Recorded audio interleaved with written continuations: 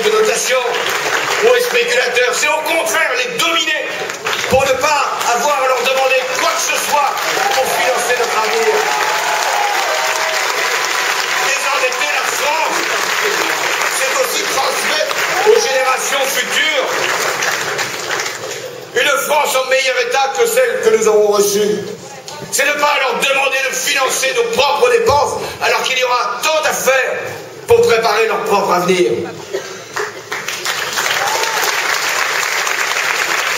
Désendetter la France, c'est éviter que le premier budget, comme c'est le cas aujourd'hui, soit celui du paiement des intérêts de notre dette, qui est maintenant un budget plus élevé que celui de l'enseignement scolaire. Eh bien moi je vous le dis, je préfère payer des professeurs que payer des intérêts d'emprunt.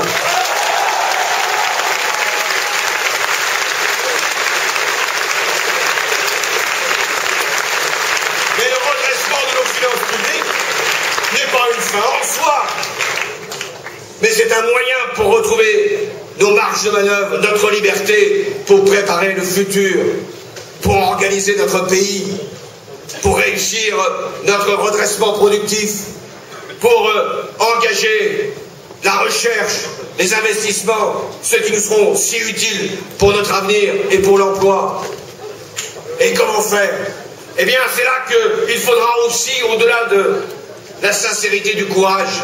Nous parlons, et nous avons raison, et j'en ai été un des promoteurs de la réforme fiscale, indispensable, nécessaire, à la fois pour des raisons financières, pour des raisons de justice, j'allais dire presque pour des raisons morales, face à l'argent insolent, face aux rémunérations scandaleuses, face aux fortunes arrogantes, face aux inégalités insupportables, face aux reproductions des élites. Oui, il faudra remettre de l'ordre pour qu'il y ait justice, solidarité, effort de tous, et d'abord de ceux qui ont le plus.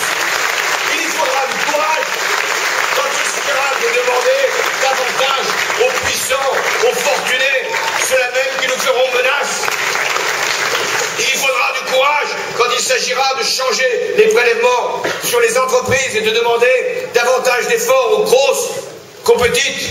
Il faudra du courage pour introduire la fiscalité écologique indispensable si nous voulons changer nos comportements.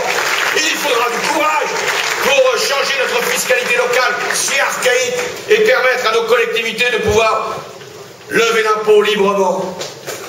Voilà le redressement. Voilà la réforme juste. Voilà l'engagement que nous prenons pour ce premier défi. Et il y en a d'autres. Et il y a d'abord le défi européen. Parce que nous sommes dans ce moment. Parce que nous sommes dans cette histoire.